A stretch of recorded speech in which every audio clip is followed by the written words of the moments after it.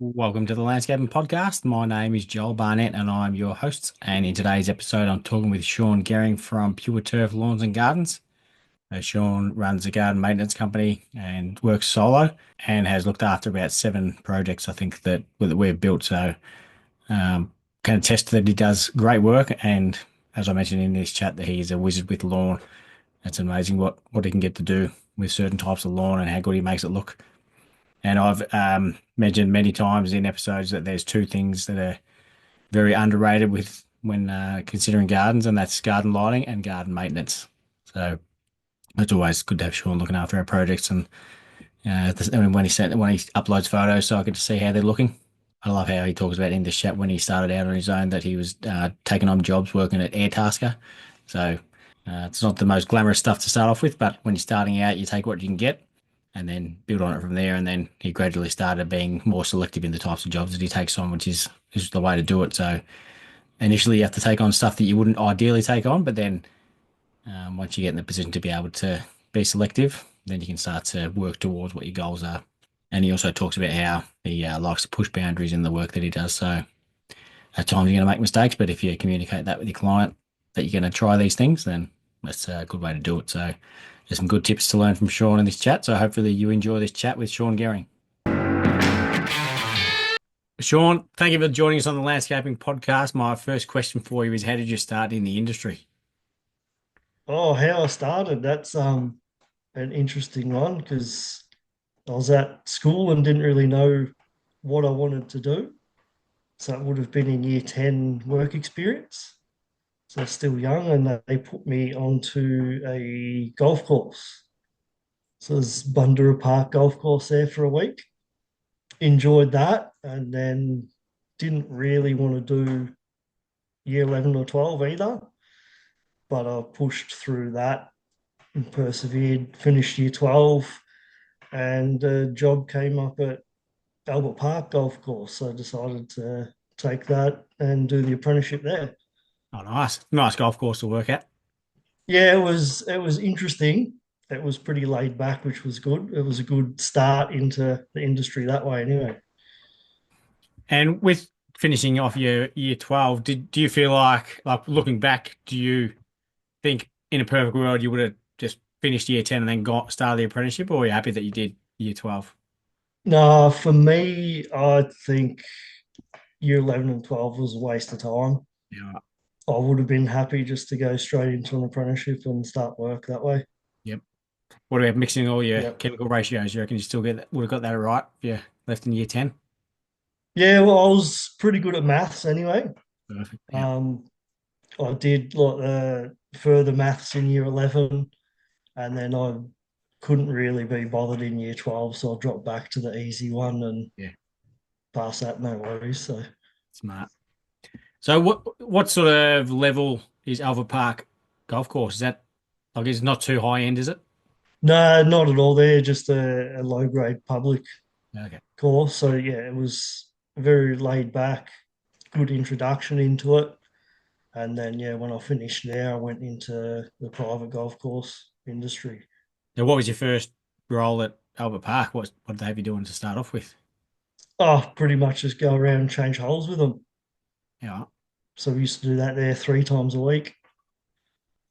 And then, yeah, go to a private course and you're doing it every day. All right. So, yeah, the difference between public and private was quite extreme. And, yeah, getting used to that going from public to private took a little bit of time. So that's just the pin placement, so that when people are playing multiple times a week, it feels like a different kind of. You have to have. Yeah, so they're not in the one position, and then you can move the wear around the green. So one area is not wearing out all the time. You can just move the traffic flow around. Same with the T positions, you kind of move them forward and backwards so it's not worn out. Yep.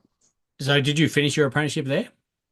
Yeah, finished my apprenticeship at Albert Park, and then as soon as that was finished, a job came up at Green Acres Golf Club in Kew. I went for the interview there and managed to get that job and stayed there for the next 8 years. Yeah, right. So that's a private one, is it? So a lot more high quality standards, is it? Yeah, private one. It's right on the Yarra River in Kew. So yeah, the standards were a lot higher. So you have a membership base and a committee that you have to kind of answer to as well. Yep. So what would the cost be like to play around at Albert Park and then one at was it what was it Green Acres was it? Yeah, Green Acres. Oh, when I was at Albert Park, I think it was might have been like $20 or something back then. So that would have been in 2004. And then go to the private club and they're paying membership fees. So I think it was about 2,500 for the year All right. that they'd play. And I think you could buy like a 3 day, 5 day, and 7 day membership depending on how often you wanted to play. Yep. Did you Um, find because I know you'd spend more time, moving the pin and all that kind of stuff at the private one, but did you find it gets also more looked after by the people playing that than the public? uh, to a degree, yes. You still have the same issues with people just not wanting to look after it. All right. Main thing is bunkers. Someone will go in there, have a shot, just walk out and won't worry about raking it. So you kind of have the same issues, public and private. I think private course, a lot of them think because they're paying a higher price, they shouldn't have to do anything. Yeah. Yeah. So they expect a high standard. They don't want to have to do it. Yeah. And when you're back at El Park, what sort of time did you get up to like how long were you there before you got onto the ride on mowers? Oh, I mean, because it was a public course and the superintendent wanted you to be able to do everything, I think I was on a ride on in a couple of weeks, if that. I think it would have just been the rough cutter. Yep. So whatever you cut, it didn't really matter. You're not going to cause any damage to anything. And then I probably would have been on the greens pretty quick because I didn't even have my license when I started there. So I did 3 months before getting my P's. And then, yeah, once I got my license, I was put straight onto the weekend roster. So that was cutting greens and changing holes on the weekend. Yep. 'Cause I worked at Port Arlington Golf Course before I started landscaping, and I was Yep, on the fairway mower pretty quick. But I was there for May. I think it might have been 4 or 6 weeks that I was there for, but yep, never got on the greens one. yep. Yeah, no, the greens are interesting, especially when you have some bunkers around. Had a few blokes put a back wheel in. Bit Friday. At least they don't roll it though. But yeah, the Yeah, the fairway ones were massive that we had. They were big Toro ones. yeah, So you got the big 5 gang unit on it, and yeah, yeah, there's some fair areas to cut, and it just depends whether you're striping or not, which no, it is certainly just wasn't a striping. No, bit different. Yeah, yeah, would have liked to, but I wouldn't have had a clue how to do it. yep, yep. It's the concentration pretty much. Yep. And is there certain expectations on that type of thing at some golf courses? Yeah, some golf courses I want it striped up, some they won't. It depends on the grass type as well. Yep. A lot of the warm season grasses they won't stripe that often because you got to kind of burn it in. So you got to do the same stripes over and over and over again to get that pattern to settle in a lot easier than you would on a cool season grass. Yep. And then a lot of the clubs in Victoria have gone to warm season instead of cool season. And the stripes just come from the direction that the grass is facing. Is that correct? Yeah, so it's whichever way you're cutting, it's how the sun hits the leaf blade. So yeah, if you're pushing it forward and you're standing behind, you're going to get a lighter stripe. So if you're looking through the grass, it's darker. Yep. Because then if you look around, if you switch around the other side, the dark ones become the light ones. Yep, yeah, Yeah. that's correct. Yep. I do that with my vacuuming as well. So I've got some fluffy carpet. So Yeah, I have seen that done before. Yeah. it keeps me interested in vacuuming. Yeah, you could create some interesting patterns too. Yeah. So how long you were at Albert Park for? Was that for 4 years? Was that how long the apprenticeship went for? Yeah, 4 year apprenticeships. That was 3 years of TAFE, and you had to do one full year of working without TAFE. Yep. And were there sort of expectations that you were going to leave as soon as you'd done that? Like, do they kind of churn through apprentices and then send them off somewhere else? Or I think they would have been happy if I stayed, but the superintendent at the time suggested to look for a private course just to increase the work ethic, I suppose, and the range of work that you do, be more open to possibilities. So was it a big shock for you when you started working there at the private? At the private, yeah, it was a little bit, just the expectations and the standards. It wasn't something I was used to at all. Yep. And I remember on my first day, the superintendent there questioned me over it was just like a out of bounds line that was painted in, and I didn't have a clue. He goes, "Oh, what's wrong here?" I'm like, I don't know. I've never seen one before. So there's just little things like that that you got pulled up on all the time. Yeah. What are the staff numbers like compared to the two? So private obviously have a lot more staff, but then when I was at Albert Park, I think we started off with about 8 staff, and then they kind of kept cutting the budget a little bit, so we were down to 5 or 6 at times, and maybe a casual was involved in that as well. And then go to private, and you'd have 12 staff. So we had full-time mechanic there as well. And then you have a superintendent, which would be out on course, but not. He had a lot of office work to do and committee meetings and everything like that. So he'd kind of control the day and then do office duties and come out when they could. So were you doing a lot of maintenance on the machines at Albert Park? Albert Park, they managed to have a mechanic as well, All right. which I was kind of fortunate at a public course to have a mechanic. Mm. So I spent a bit of time with them learning about the machines as well. And then when I went to the private club, I could actually do a little bit on the machine. So it was handy for the mechanic there. And any chance I got to have a day or half a day with a mechanic, I took it. I was interested in learning how to maintain them myself as well. Yep. Yep.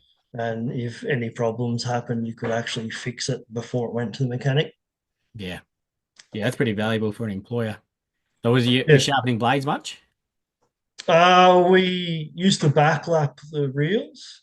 So we do that ourselves, obviously. And then grinding, we didn't have the facility. So they'd get taken off the machine and sent away for that. Yep. But I mean, standard rotary mower blades, you can just take them off and sharpen yourself anyway.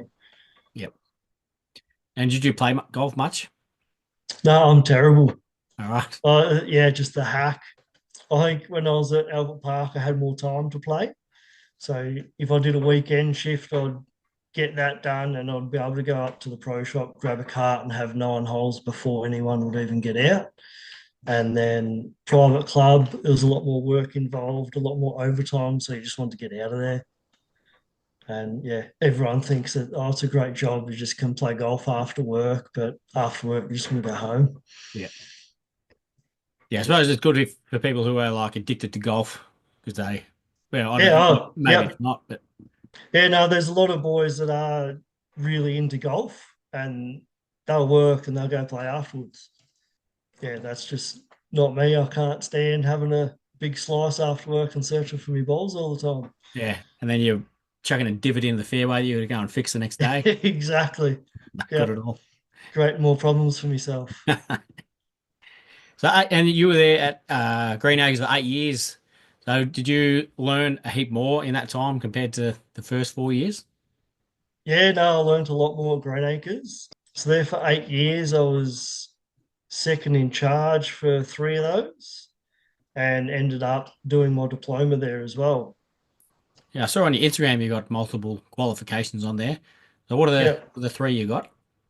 So it was the Cert 3 in horticulture turf management. So is that the apprenticeship, that one? Yep, that was the apprenticeship. And then I went on to do the diploma of turf management. And through Green Acres, I also did a leadership program as well. And then what led to the 8 years ending there? So I decided to finish up there after the birth of the first child. Um, so just due to the overtime and minimal flexibility. So yeah, stopped work there, had a couple of months off and started pure turf and was only doing 2 days a week for I think 3 years before I went back to full time. All right. So you were living in Melbourne at the time when you started Pure Turf? Yeah, so we're right in the heart of Melbourne. So how did you start getting work doing that? Oh, work was through, pretty much through friends. I even went on the dreaded air tasker for a little bit, Oh, wow. got a little bit of work there, and then everything kind of just picked up with word of mouth. Yep. Yeah, I did a bit of high pages back when I started the second phase of install as well to start off with, and people talk down about it. And there are certainly some horrible leads on there and some Yep, time wasters. But I got like an 80 grand job off that and some other yep, good ones as well. So yep, the more you use it, the more you understand which ones are the good ones potentially. yep. There's good and bad, and I mean Yeah. for someone starting out, most work's good work. Yeah. So what sort of random did you get some random things on Airtasker people say, well, while you're here, can you do this as well? Oh, not really. I was pretty much in just to do the job. Yep. They were very average jobs. Yeah. Um, Something I probably wouldn't even look at now. Yep. There's some very overgrown backyard jungles in there, but it was an income, and it got me out of the house for 2 days a week. Yep. Yeah, your bank balance doesn't care where you get the money from. No, exactly. That's right. So what when you started full time, you were still in Melbourne, were you? Running the business full time? Yeah, still in Melbourne, running full time there. I didn't really have full time work for a while, but I mean, it picked up quick enough, and then it was more just referrals from other clients that made it pick up. Are you doing much garden maintenance or was it mainly just turf at like lawn mowing at the start? No, it's always been everything. All right. I've always tried to do everything because I think it's easier for a client if they're just hiring one person instead of multiple maintenance people at the property. Yep. I think a lot of clients have commented on that it's been easier just having one person to deal with. Yeah.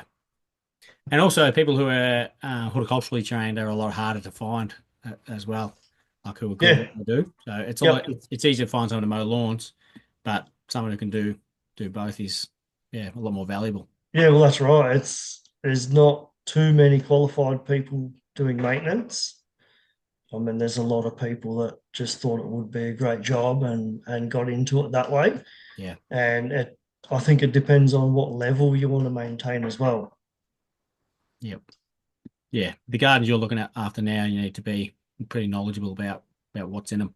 Yeah, I think you need to know what's going on because if you run into a problem, you want to be able to solve it straight away. Yep. So what part of Melbourne were you in? At that time, I was in Mount Waverley. Yep. Because I imagine like something that I hear a lot about with garden maintenance is that you want to keep all your areas sort of close together, especially if you've got regular projects Yep. you're looking after, which in Geelong easy to do. But yeah, I find in Melbourne, did you have to say no to some customers because they were too far out, or were you saying yes to ones you shouldn't have because you were just keen to take the work on? I probably said yes to a lot that I shouldn't have because I just wanted the work. Yeah. At that point in time, I wasn't really worried about condensing my rundown so much. And I've always tried to build on either full day or half day of maintenance. So travel doesn't really bother me because I'm not traveling between jobs during the day. Yep. So I don't really need it to be a tight run. I'll get to work, park the vehicle, and that's my day or half a day. Yeah. Yeah. I suppose that's more important for people doing, 8 jobs a day kind of thing. Yeah, if they're just mowing lawns or doing small gardens, you Yep. kind of want it to be a tight run. You don't want to be traveling too far every single day. Yep. So when did you make the move to Geelong? Geelong, when was that? That was 5 years ago. So just after the birth of the second daughter. It's smack So bang in COVID. no, just before. Oh, oh, So we moved 3 days before the Christmas before COVID. perfect. Yeah. Was So lucky. yeah, very lucky. But saying that, I still had work in Melbourne to do. Oh, So I didn't really have anything in Geelong.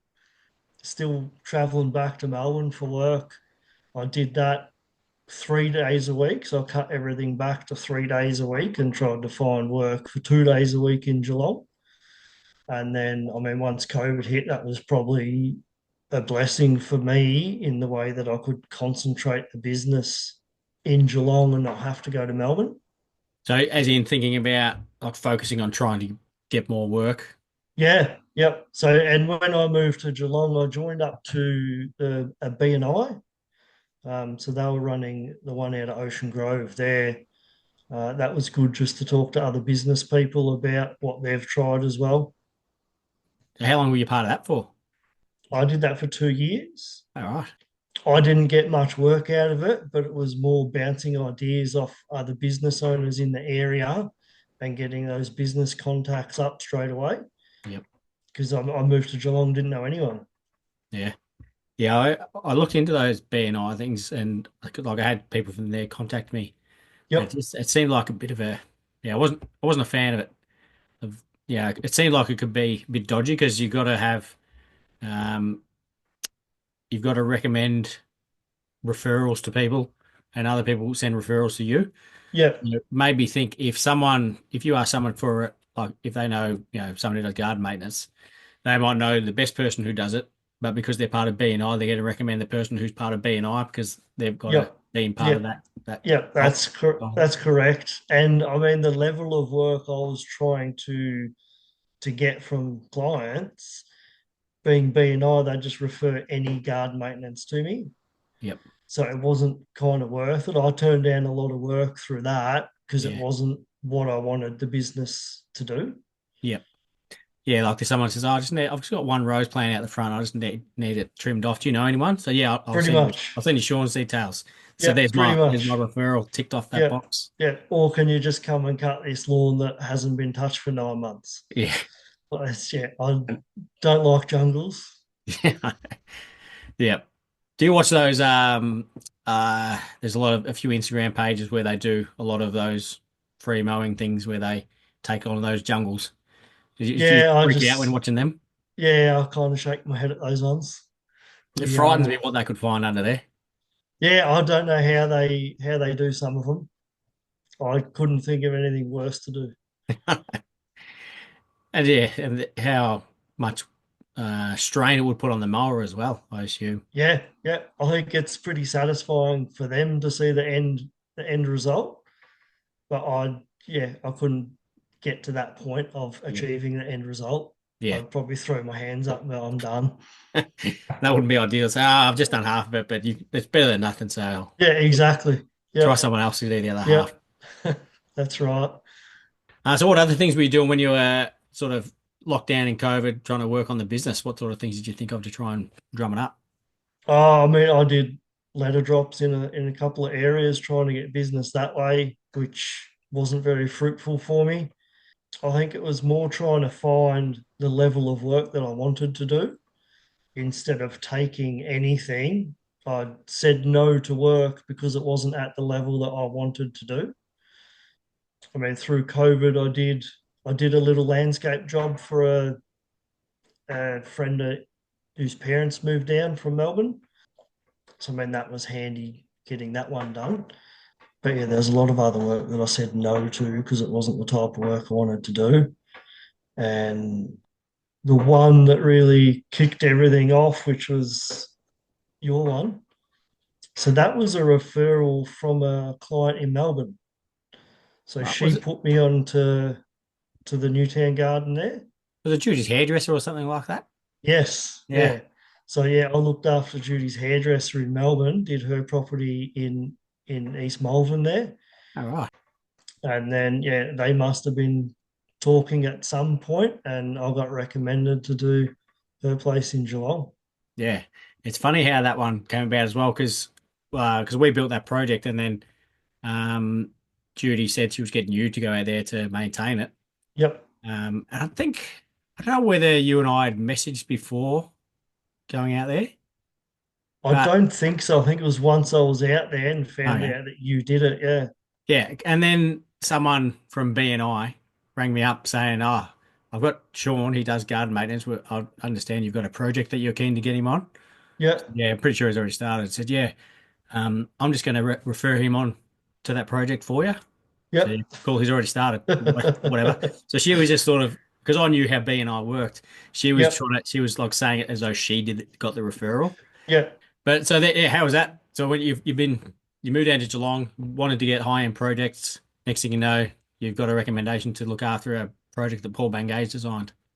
Yeah, it was a bit insane, really. It's kind of a bit overwhelming going there as well and having a look around.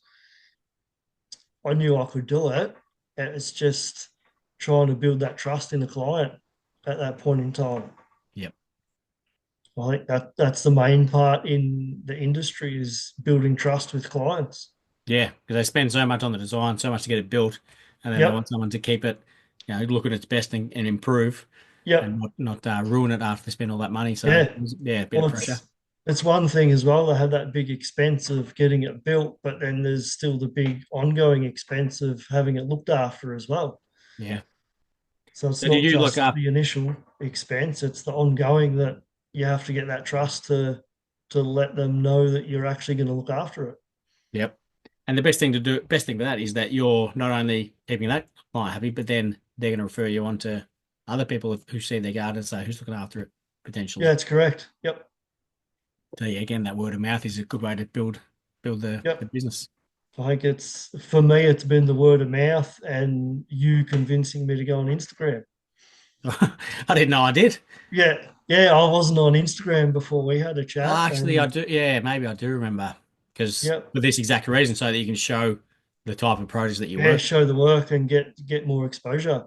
Yeah, because otherwise, Yep. what are you compared to everyone else? Like, how do you differentiate from these other people? Yeah, exactly. So I think that was good for business too. Yeah. Were there any projects in Melbourne that you were looking after that are kind of similar quality of what that first one was? I did a little bit of just lawn maintenance for Jane Jones Oh, yep. landscaping. Um, so she got me into to fertilize a few lawns. There was a couple I was cutting quite often for her as well. She'd have her maintenance team there doing the gardens, and I'd just go in and look after the lawn and do what was needed. Yep. Yep. Whenever I'm referring you onto someone, I'll tell them that yeah, you do the plants and the lawn as well, but you're in particular a lawn wizard. So, it, Yeah, that's my qualification there. yeah, Um, I think yeah, lawns is was the big passion at the start, and then I think I've learnt a lot about the gardens just myself. Um, as part of the turf qualifications, you don't actually do a lot of plants, so it's mainly just the turf side. So yeah, learning the plant side has been a big thing for me as well. yep. And because one of those things is you've got tall fescue on one of the projects that we built, and Yep, my understanding of tall fescue, and it's on that first one as well, was that it's supposed to be. First of all, I thought it was Torfescue. I thought it was tall yep, fescue. I didn't know it was tall fescue. yep, But yep, then found out that you're supposed to cut it at about 75 mil, so yep, leaving it tall. yep. And then you've got some one of the Newtown projects at 12 mil. Is that right? Uh, I've got it. I've had it down to 20 Or 20. out there. Yeah, I tell everyone it's 12, so you're welcome. yeah 12's pretty short. It's, Yeah. so it's 20. Yeah, no, I've got that down to 20 mil and it's manageable that way. I like pushing boundaries too with things. That was one big thing at the private golf club was always pushing the limits of things. It's and I mean one of the comments that stands out to me from my apprenticeship from my first boss was it's only grass, it'll grow back. Don't be scared of making a mistake. Yep. So that kind of set me up for my career, I think, there. Yeah. Yeah. It's a great point because you're not going to sort of not grow, but like really increase your skill set as fast if you don't make risks or take Yep, risks. yep, So that's correct. yeah, and like I say, if you cut it too short, worst case scenario, you can reseed it or get it to grow Yeah, back. exactly. Yeah. It's more about the communication with the client of Yep. why you're doing it or that you're going to try something. I've put a few chemicals out just to try them and see what it does. Things that I haven't done before, but you have to relay that to the client and say, I'm going to do this test patch over here. We'll see what happens. Most of the time, they say they're fine with that. Yep. Yeah, because you because probably you've, built that trust, like you said. yep, yep, because if it works, you're going to get a better result on everything in the long run. So what's your reason for wanting to cut the tall fescue shorter? Just for the look of it, I mean, that one that you've built, they got the steppers. If you had tall fescue at 75 mil between Yeah. those steppers, it's pretty much a tripping hazard then. Yeah, It's like you're stepping over a step onto each stepper. yeah, you see that with dichondra when they're around steppers there. It looks good the day they go in and when they first spread, but then Yep. eventually if they're particularly if they're in shade, they grow up to like 150 Yeah. meters tall. Yeah. And you got to keep cutting it down. Mm, So I just like the look of the shorter grass and think it looks a lot more maintained and professional instead of something that's really long and lush. yep. Have you got a favorite grass? Favorite probably is the tall fescue. I think it's hardy, it's fairly drought tolerant. It is a cool season grass, but it can cope with the summer heat depending on what you do to it. Yeah, a lot of people would disagree about the drought tolerance. It's a bit like there's some turf companies they say they don't sell it because it's not drought tolerant. Yep, yep. So is there stuff you've got to do to it to to help it be drought You tolerant? you want to push the roots down as far as possible. I remember I had one in Turak that I was looking after, and I had to dig up a section of the yard, and I dug up tall fescue patch, and the roots were down probably 600-700 mil. Yeah, right. So there's not many grasses that will go down that far as well in an established lawn. They might start off that way because the profile's not compacted, but after once it starts getting compacted, they shrink up a little bit. But you want to push the roots as deep as you can. So if you've got roots down 700 mil and grass is 20 mil on top, they've got a lot more availability to moisture down lower, Yeah. and it doesn't dry out as quick. So how do you get them to go deeper? It's all the products that you apply. I don't put a lot of nitrogen out, so I try and limit the top growth, and you want to push everything into root growth. And I assume it would also help with the preparation done beforehand. Yeah, yeah. You want good soil. I Yep. mean, you can always improve on the soil that's there, but if you've got a good base to start off with, you're pretty good for success straight away. So if would you have that at your place, tall fescue? If I could, I would, yeah. But yeah, it's just a kaiku yard here, so nothing special, just Yep. easy maintenance. Well, Lawns in good nick makes his kaku look pretty good. You can make it look good if you want to, yeah. It Yep. depends on how much work you want to put into it. Yep. And you don't want to do too much when you get home. Not at home, no. I think I've been asked if I can stripe the front yard, but yeah, I don't want to be cutting that every couple of days. No. And he's part of. I've also learned just from you doing like looking after projects we've built that plant growth regulator exists, and Yep, that's so that the lawn's not growing as fast, so you don't have to cut it as often. yep. There's a couple of types of plant growth regulator. It depends on because the main type that everyone uses, you want to put iron in with it. So I mean, obviously around the limestone pavers and stuff like that, you can't put iron out because you'll just stay in the pavers. Right. So I kind of just go a little bit of a different direction to what everyone else is doing. And then there's also plant growth regulators for hedges as well. And does that sort of there's a cost for that, but then that saves the client money because you're not having to look after that as much. Is that Yeah, so in Newtown with the tall fescue there that cut at 20 mil most of the time, I've gone from cutting that every week before plant growth regulator to every 2 weeks using plant growth regulator. So yep. the cost of growth regulator is very minimal compared to the cost of cutting the lawn. And how often you put it on? It depends on how the grass is growing. There is an app and a spreadsheet of growing degree days. So you can put in the temperature of every day and your different grass type, and it'll tell you when you should apply it. I've never used it to be honest. Yep. I Because I'm there every week looking at it, I'd rather look at the grass and see what it's doing rather than letting calculations tell me what to do. Yep. So like what would a ballpark be? Is it like every month or what? Pretty much monthly. Yep. Yep. I mean, depends on how it's growing, obviously, and what rate you want to put out. You can vary the rates to vary how much growth regulation it has. And the watering as well. Assume that's going to make it grow. The more water it gets, the more it grows. The more water, if it's hotter, obviously a warm season grass is going to grow quicker. Tall fescue will grow quicker in the heat if it's getting a lot of water as well. And also the plant growth regulator does encourage the roots to go down as well. All right. That's another tool to limit your vertical top growth and push the roots down deeper. Yeah, right. It blows me away how much there is to learn. Like people ask me questions about maintaining lawn, but I Yep. don't know. I don't do it, so I'm not the person to ask. But Yep. yeah, because like literally there's their own apprenticeship for it. So Yeah. It depends how involved you want to go as well. You can get right into the chemistry and the scientific area of the lawn.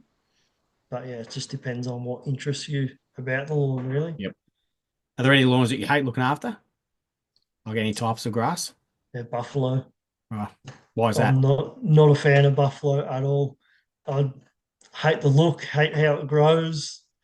I think it's been one of the best marketed lawns going around. Mm. Supposedly shade tolerant and really drought tolerant, but in my opinion, it's not. I learned a little bit about grass types when I was studying horticulture, but it's a couple of years ago. So I Yep. understand that most of the I don't know if that's the roots that on top of the surface. Well, explain to me how that all works because Yeah. there's some below. A warm season grass, you've got stolons which are on the top, and you got rhizomes which grow through the soil. So cooch and kaiku, you have got both. So you kind of dig a patch out and you're still going to get some grow. Whereas buffalo, it's only got stolons, so it only grows on top. So you got roots come down from the stolons, which will go into the soil, but you kind of if you cut that to soil level, it's not coming back. Whereas cooch and kaiku, you can cut that to soil level, you can rotary hoe the soil, you can burn the soil, and it'll still come back. Yeah. So if you got kaiku, it spreads across the top, then the roots go down, and then those roots go sideways as well, Yep, and and then regenerate. But the yep. buffalo will run across the top, roots will go down, but the roots are just sort of going down to anchor it Yeah, and so it's water. pretty But much just roots. There's no rhizomes that will actually grow roots from the nodes. yep. So a rhizome will go under and it's got nodes on that growth, which will put its own separate roots out. So you can kind of cut that off and it will just regenerate and grow even more. So that's the problem when it gets into a garden bed and you're just ripping the top off, it'll just spread even more. Yeah. Well, good news for you is that project that I asked you about earlier this week, we're putting in Yep. buffalo, so that'll be great. Oh, might be able to try and talk them into something else. I'll let you know. I'll talk to you before I order it. Yeah. And with the bigger Newtown one, you had Paul Bangay and Tina Crawford come out and like you met them on site to talk through some things before you started maintaining, is that right? No, so Paul's been out there a couple of times to have a walk around. So just to check out the progress of everything. And then Tina Crawford was suggested to come in and do an assessment of the garden to see how the health of everything is going, how the growing format of all the plants are going.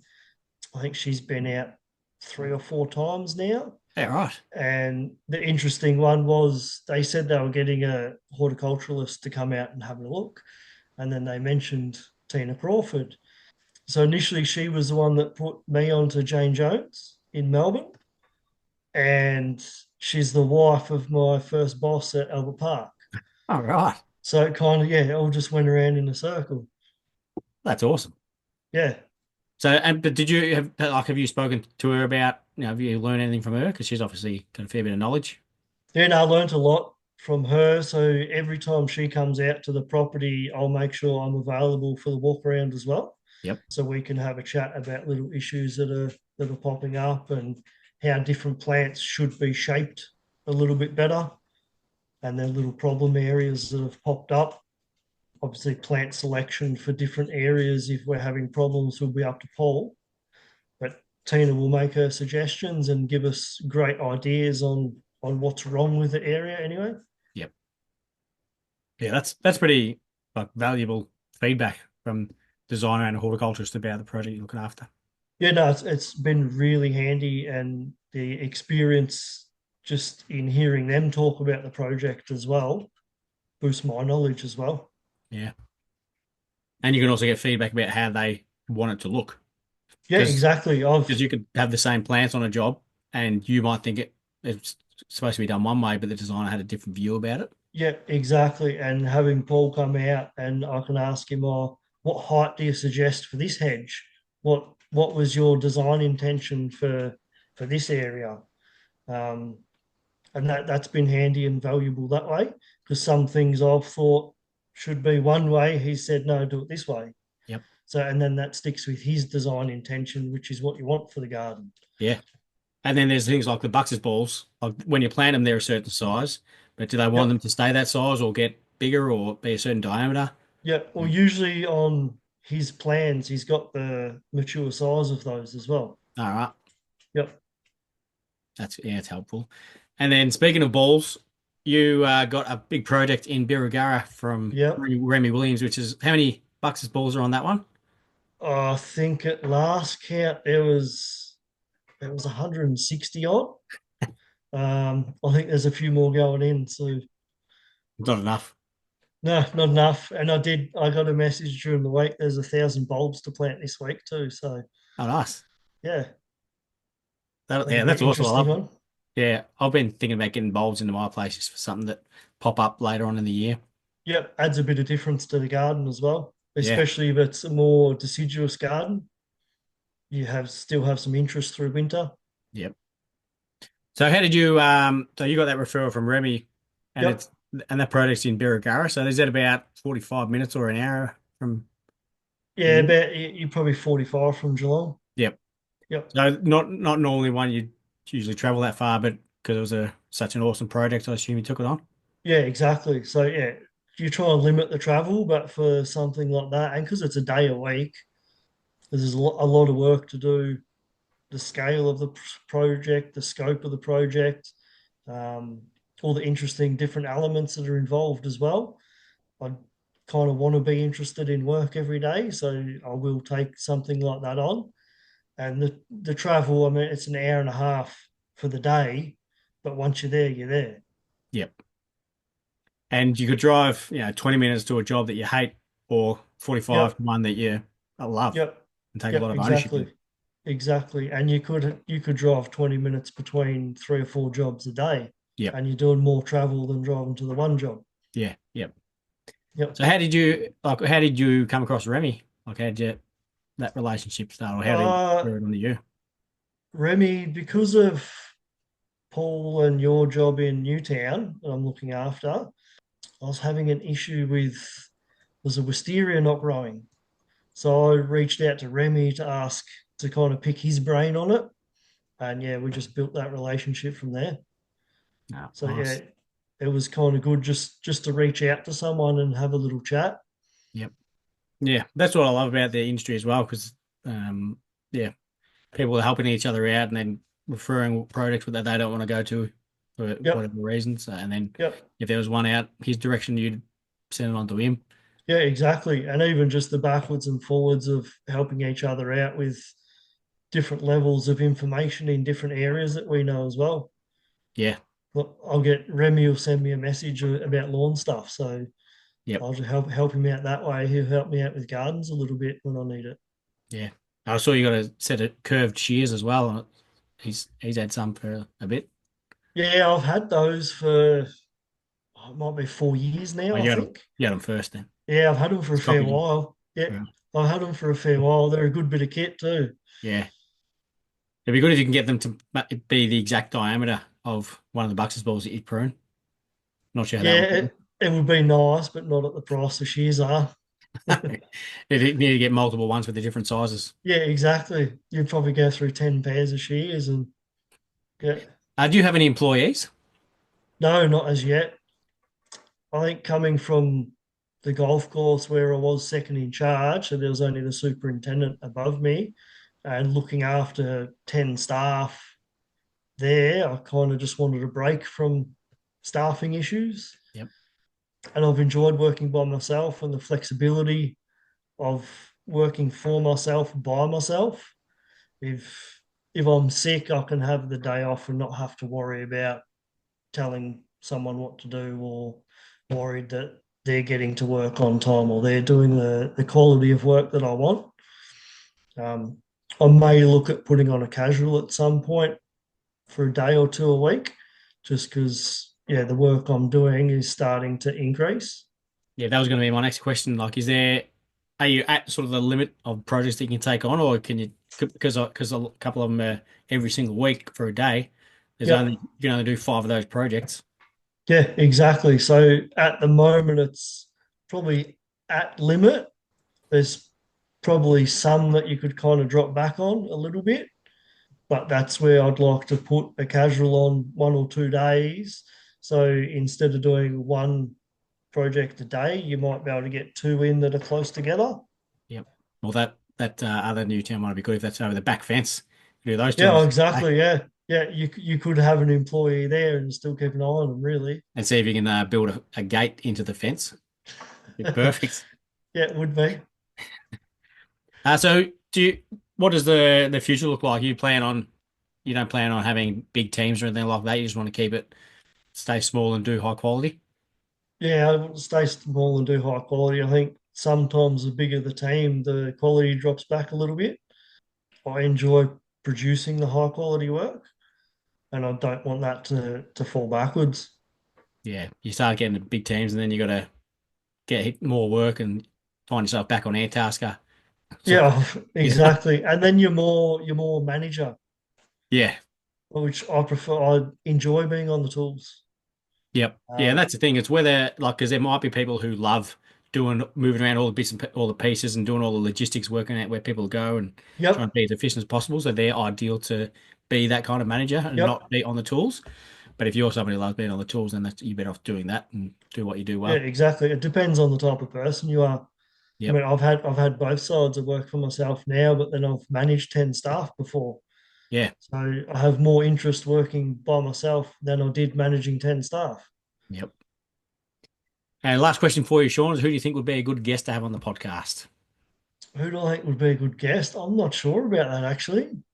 Well, you have to think of someone. I'll give you some thinking music. Yeah. You could actually try and get Jane Jones on. She's done a lot of interesting projects. Yeah. Yeah. Oh. And there is some high quality work there as well. Yep. I do love her work. Yeah. It is a good one. Well, thank you very much for coming on. Absolutely loved hearing about where you started. I didn't know you worked at the golf course for that long. So even Yep. though I know you, I'm learning things as well. Yep. But yeah, thank you very much for coming on, sharing your story. No worries, Joel. Thanks for having me.